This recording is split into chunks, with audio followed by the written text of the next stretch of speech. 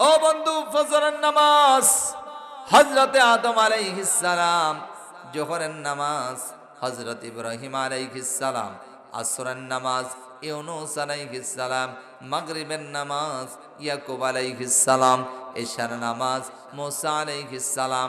মনের মধ্যে প্রশ্ন, আমার নবীর নাম তো এর ভিতরে নাই।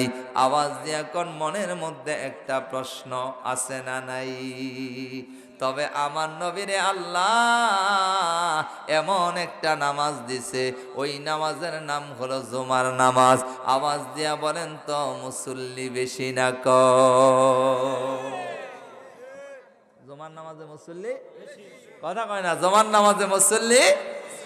এটা না তো সবাই খুশি হয়ে গেছেন? খুশি তো হবেনি, কারণ আমাগো নবীর নামাজ। যারা কোন ঠিক কিনা? সবাই বড় খুশি হয়ে গেলেন। কিন্তু আমার মনের মধ্যে একটা কষ্ট।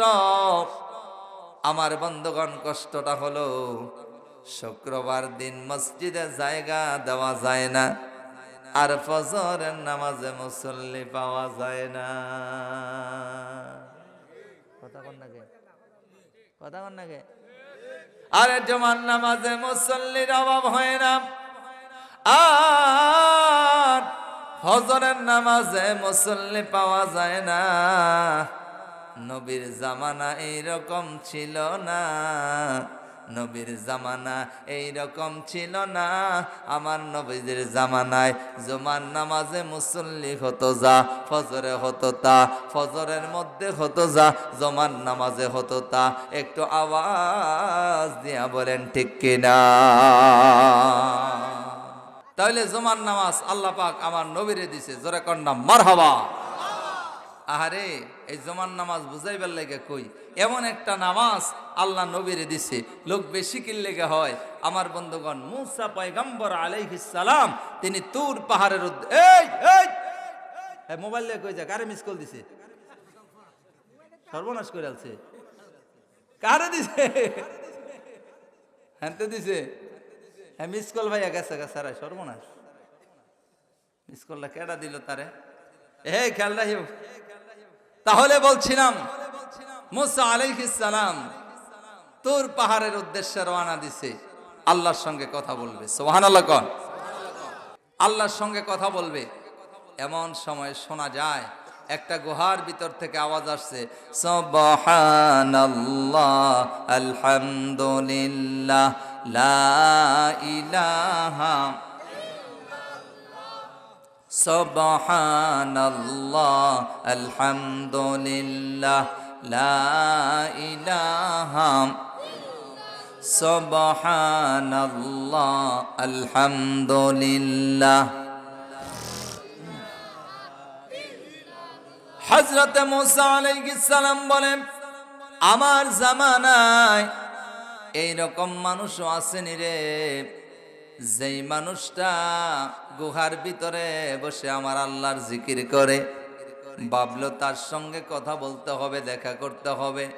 মুসা নবী এবার ঘরে এইভাবে গুহার ভিতরে প্রবেশ কইরা দেখে, যেই লোকটা জিকির করে ওই লোকটার সারা শরীরের মধ্যে হাজার হাজার বল্লা পোকার মতো এক প্রকার পোকা কামড়ায়, কিন্তু তারপরও আল্লাহর বান্দা জিকির করা বন্ধ করে না। মুসা আলাইহিস সালাম বড় আশ্চর্য হয়ে গেছে। কই লোকটা লগে কথা বলা লাগবে। এবার লোকটারে ডাক দিয়া বলে, আল্লাহর বান্দা, ও আল্লাহর বান্দা, তোমার শরীরের ভিতরে এইভাবে বল্লা পোকার মতো পোকায় কামড়ায়, তারপরেও জিকির বন্ধ করো না, কারণ কি? ওই লোকটা ডাক দিয়া বলে, আল্লাহ শুকরিয়া আদায় করি গো এই কারণে যে আল্লাহ এই পোকাগুলা নিযুক্ত করে দিছে। এই পোকা যদি না কামড়াইতো তাহলে আমার শরীরে ঘুম আসতো, আমার চোখের মধ্যে ঘুম আসতো, আর ঘুম আসলে আল্লাহর জিকির বন্ধ হয়ে যাইতো। মুসা আলাইহিস সালাম বড় আশ্চর্য হয়ে গেলে। এবার ডাক দিয়ে কই, কতদিন যাবত? এবার বলে, একদিন নয়, 2 দিন নয়, 350 বছর যাবত এই গুহার ভিতরে আল্লাহর জিকির করি।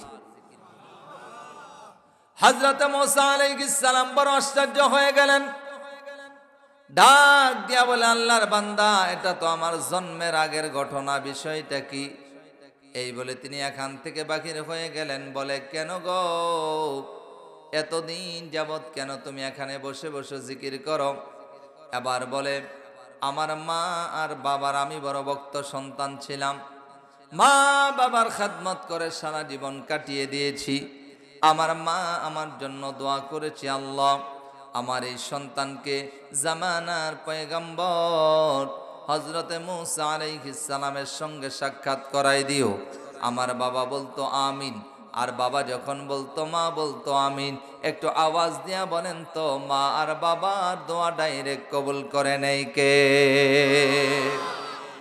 হযরতে মূসা আলাইহিস সালাম বলে, ঠিক আছে, তাহলে শোনো, আমি হলাম মূসা পয়গম্বর।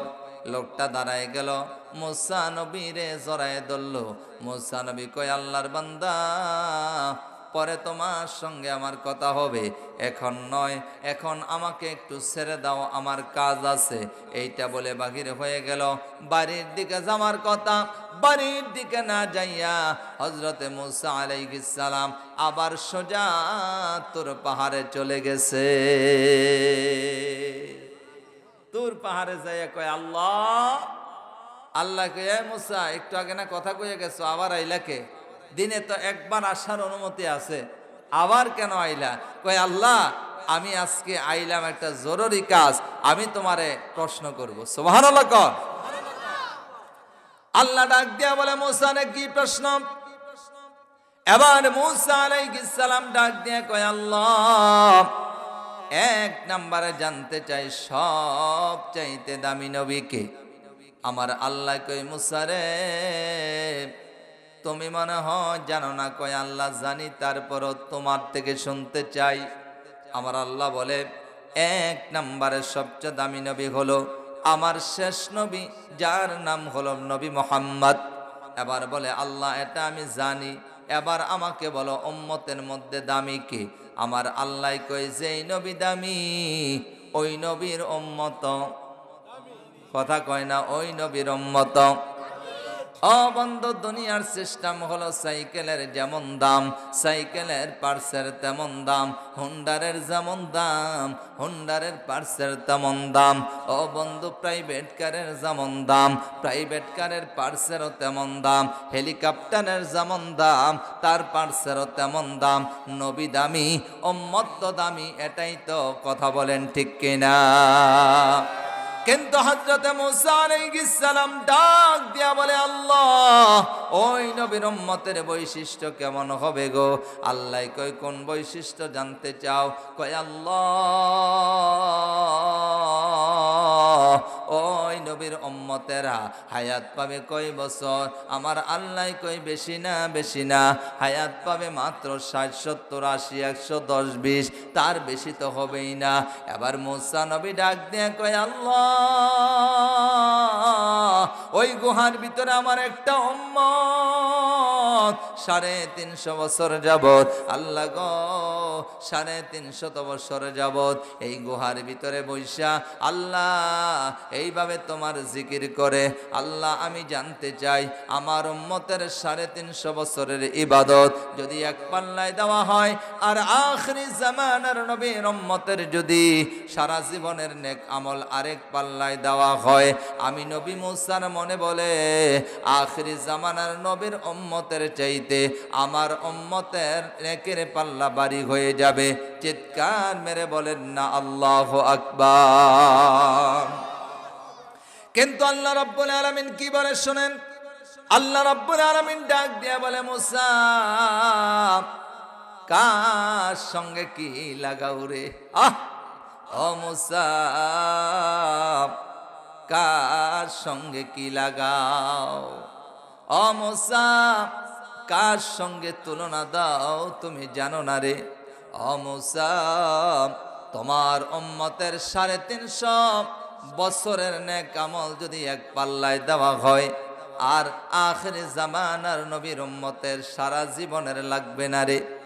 ও মূসা, 50 বছরের লাগবে না, 40 বছরের লাগবে না, 30 বছরের লাগবে না, 20 বছরের, 10 বছরের, 5 বছরের, 1 বছরের লাগবে না। আল্লাহু আকবার কোন?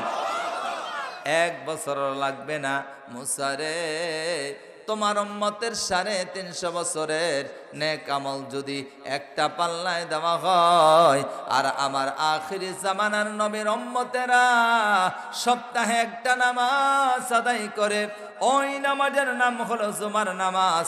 এই জুমার নামাজের ওজন যদি আরেক পাল্লায় দেওয়া হয়, তাহলে আমি আল্লাহর ঘোষণা হলাম 350 বছরের ইবাদত নয়, আমি আল্লাহর কাছে জুমার নামাজের ওজনটাই বাড়ি হয়ে যাবে।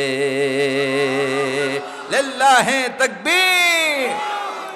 এই জন্য আল্লাহ রাব্বুল আলামিন কোরআনুল কারীমের ভিতরে জানাই দিলেন, ইন্নাল্লাযীনা আমানু ওয়া আমিলুস সালিহাতি কানাত লাহুম জান্নাতুল ফিরদাউসি নুজুলা।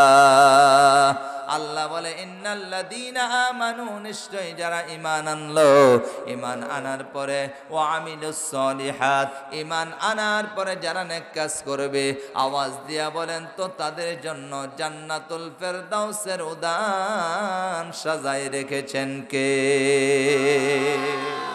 তাহলে আমরা কেউ জান্নাতে যেতে চাই কি চাই না? আরো জোরে বলেন, চাই কি চাই না? ওই জান্নাতে যাইতে হলে মাত্র 2টা কাজ দিল আল্লাহ। 1 নাম্বার হলো ইন্নাল্লাযীনা আমানু, নিশ্চয়ই যারা ঈমান আনলো, আর 2 নাম্বার হলো ওয়া আমিলুস সলিহাত, ঈমান আনার পরে যারা নেক কাজ করবে তাদেরকে আল্লাহ জান্নাতের মালিক বানাই দিবে। সুবহানাল্লাহ।